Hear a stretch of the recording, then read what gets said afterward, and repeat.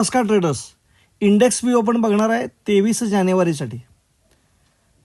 मला उद्या ज्या इम्पॉर्टंट लेवल दिसत आहेत त्यामध्ये सगळ्यात महत्त्वाची लेवल जी दिसते आहे ती वरच्या साईडला आहे ती 23,250. ते समजा गॅपअप ओपनिंग झालं आणि 23,250च्या आसपास जर गॅपअप झालं तर त्या ठिकाणी मी 23,290चा स्टॉप लॉस टाकेन, 295चा एक 30 ते 40 पॉईंटचा स्टॉप लॉस टाकेन आणि पुढचा ट्रेड घेईन आणि माझे टार्गेट त्यावेळी असतील 23,100 पर्यंतचे. समजा 23,100च्या खाली मार्केट जायला लागलं, फ्लॅट ओपन झालं आणि तिथनं 23,100च्या खाली जायला लागलं. 100च्या खाली 5 मिनिटाची कॅन्डल आली, त्या 5 मिनिटाची कॅन्डलच्या टॉपचा जो हाय असेल त्या हायचा स्टॉप लॉस लावून मी 23,980 पर्यंतची टार्गेट घेण्याचा प्रयत्न करेन. आणि कदाचित जर तो लो ब्रेक केला 22,850 22,850 ते 22,870 पर्यंत खाली येऊ शकतं मार्केट जर आजचा लो त्यांनी ब्रेक केला तर.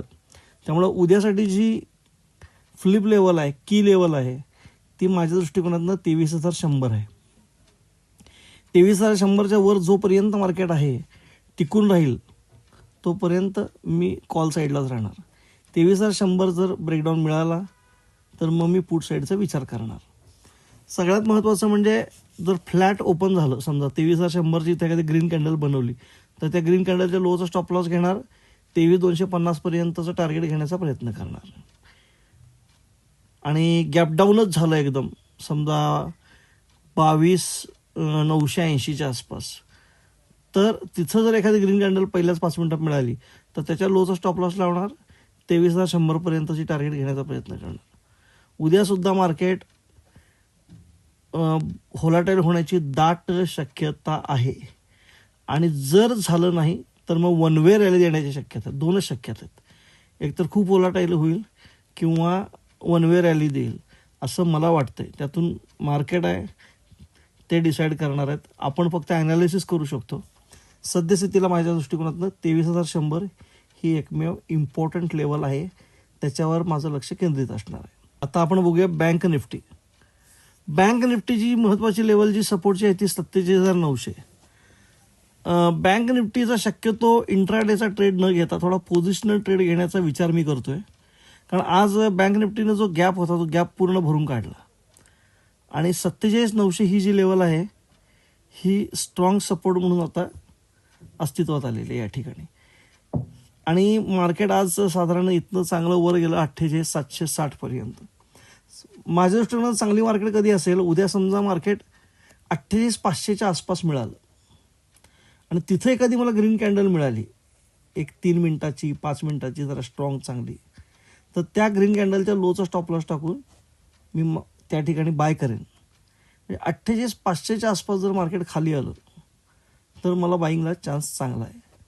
किंवा समजा मार्केट गॅपडाऊनच ओपन झालं होताना आणि ही जी लेवल आहे बघा, हे बघा, ही आजचा जो हाय आहे, किती आहे हा हाय आजचा, आजचा हाय आहे 28,780. हा जर क्रॉस केला त्याच्यानंतर एकदा मार्केट गॅपडाऊन होऊन क्रॉस केला तर मग त्या कॅन्डलच्या लोचा स्टॉप लॉस टाकून मी अगदी 49,800 पर्यंतची टार्गेट घेण्याचा प्रयत्न करेन. माझं टार्गेट 49,800 पर्यंत असेल आणि 49,800च्या वर जर मार्केट उद्या क्लोज राहिलं तर त्याच्या पुढचं टार्गेट माझं 50,900. हे पोझिशनल आहे बरं का, इंट्राडे नाही. त्याच्यासाठी स्टॉप लॉस पण आहे 27,900. हा फिक्स स्टॉप लॉस आहे. पण रिस्कचा विचार केला तर रिस्क खूप कमी आहे आणि टार्गेटचा विचार केला तर टार्गेट चांगलं आणि मोठे मिळण्याची शक्यता आहे. तर बँक निफ्टीकडे माझं विशेष लक्ष असेल उद्या. बँक निफ्टी माझी तरी इच्छा आहे गॅपडाऊन व्हावं. गॅपडाऊन झाल्यानंतर 28,500च्या आसपास एखादी ग्रीन कॅन्डल व्हावी आणि ती ग्रीन कॅन्डल झाली की तिथं त्या ग्रीन कॅन्डलच्या लोचा स्टॉप लॉस टाकून बाय करायचं. ते डायरेक्ट 48,800 पर्यंतची टार्गेट घ्यायचा प्रयत्न करायचा आहे. ही माझी उद्या बँक निफ्टीसाठीची स्ट्रॅटेजी असेल. फिन निफ्टीचा जर विचार केला तर फिन निफ्टीला सुद्धा बघा ही 22,350 ही जी लेवल आहे ना ही फार महत्त्वाची लेवल आहे. तर 22,350ला त्यांनी चांगला सपोर्ट घेतलेला आहे. आता फिन निफ्टीचं सेम बँक निफ्टीसारखी सिच्युएशन आहे. रिस्क खूप कमी आहे आणि टार्गेट मोठे मिळण्याची शक्यता आहे.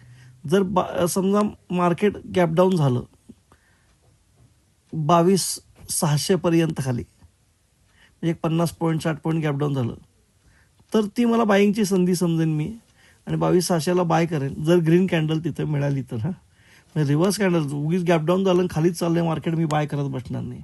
22,600 किंवा 22,550 इथं मार्केट ओपन झालं, तिथून एखादी ग्रीन कॅन्डल झाली, 5 मिनटं वाट बघणार, तर ग्रीन कॅन्डलचा हाय क्रॉस झाला मी बाय करणार, त्या ग्रीन कॅन्डलच्या लोचा पूर्वीच्या लोचा स्टॉप लॉस लावणार आणि मी सरळ 23,000पर्यंतची टार्गेट घेण्याचा प्रयत्न करणार. डायरेक्ट माझी टार्गेट 23,000पर्यंतची असतील इथं फिन निफ्टीला. त्यामुळे फिन निफ्टी आणि बँक निफ्टी उद्यासाठी मला ट्रेडेबल इंडेक्स वाटतात. कारण निफ्टी एक्सपायरी असल्यामुळं त्याचे प्रीमियम कमी असतील, त्यामुळे जास्तीत जास्त लोक त्याच्या मागं लागतील.